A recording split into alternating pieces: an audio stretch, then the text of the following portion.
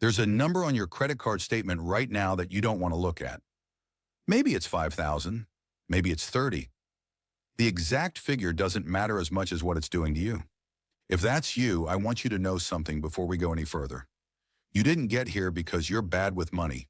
You got here because credit card debt is designed to grow quietly in the background while life happens around it. Nobody sits down and decides to owe $15,000. It just adds up one grocery run and one emergency at a time until one day you're afraid to open the app. Here's step one. Face the full number. Not the number on your last statement, the real number across every card. Most people avoid this because it feels awful. Honestly, checking your total balance ranks somewhere between a dentist appointment and doing your taxes on the list of things nobody wants to do on a Tuesday night. But here's the thing. You can't build a plan around a number you're too scared to look at. So open every app, every statement, and write down 3 things for each card: the balance, the interest rate, and the minimum payment. That's it. 15 minutes, and you'll know more about your situation than most people ever let themselves know. For a lot of people, once they add it all up, the total lands somewhere in 5 figures. Yours might be less, yours might be more. What matters is that now it's real, not a vague feeling of dread every time your phone buzzes with a payment reminder. Step 2 is choosing your method, and this part applies no matter what kind of debt you're carrying. Credit cards, a personal loan, medical bills. Same 2 options every time. The debt snowball has you pay off your smallest balance first, while making minimum payments on everything else. Once that one's gone, you roll its payment into the next smallest. It's not the fastest way mathematically, but it gives you a win early, and that win keeps you going.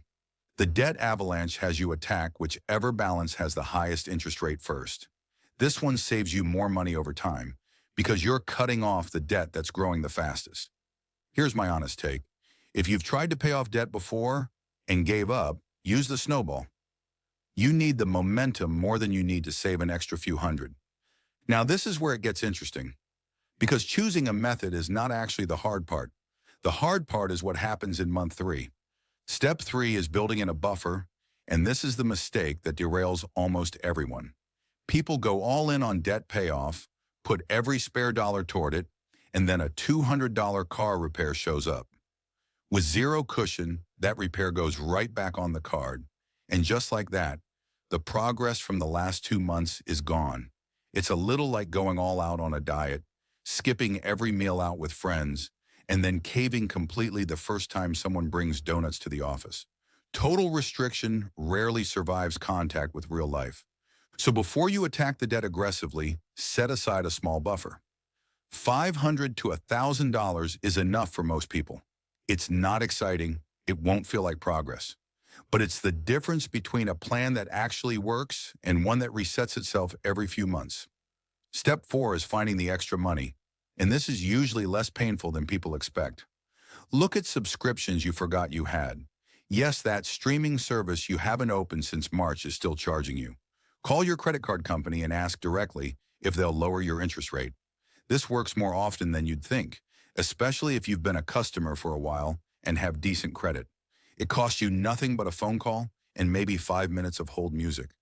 You can also look at balance transfer cards with a 0% introductory rate.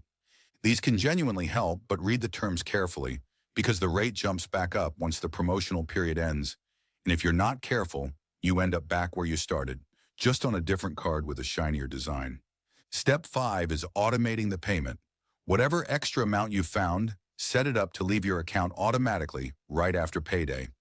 Not because you don't have willpower, because willpower is unreliable and automation isn't.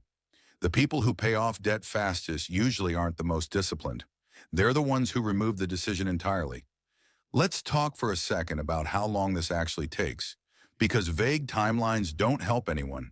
If you're carrying $15,000 at an average interest rate and you can put $400 a month toward it, on top of minimums, you're typically looking at somewhere in the range of 3 to 4 years to zero, depending on your rates. That's not a fast answer, and I'm not going to pretend it is, but it's a real one. And every extra $100 you find each month shortens that timeline more than people expect because you're cutting into the interest, not just the balance. Where you slip. Maybe you used the card for something you didn't plan for. That doesn't mean the plan failed. It means you're human, and the plan should be able to absorb one bad month without falling apart, which is exactly why the buffer from step 3 exists. So let's put it together. Know your full number. Choose snowball or avalanche based on what keeps you motivated. Build a small buffer so one bad month doesn't erase 3 good ones. Find extra money through rate calls and subscription cuts. Automate it so the plan runs itself. And give it real time, because debt that took years to build usually takes more than a few months to unwind. That first number you were afraid to look at is going to feel enormous today. It won't feel that way forever. It disappears one automated payment at a time, one phone call at a time, 1 month you didn't quit. If this helped, hit like so. I know whether to build out a full month-by-month payoff calculator video next. And I want to know, which method are you going to try, snowball or avalanche? Drop it in the comments. Thank you for watching. Like and subscribe. See you in the next one.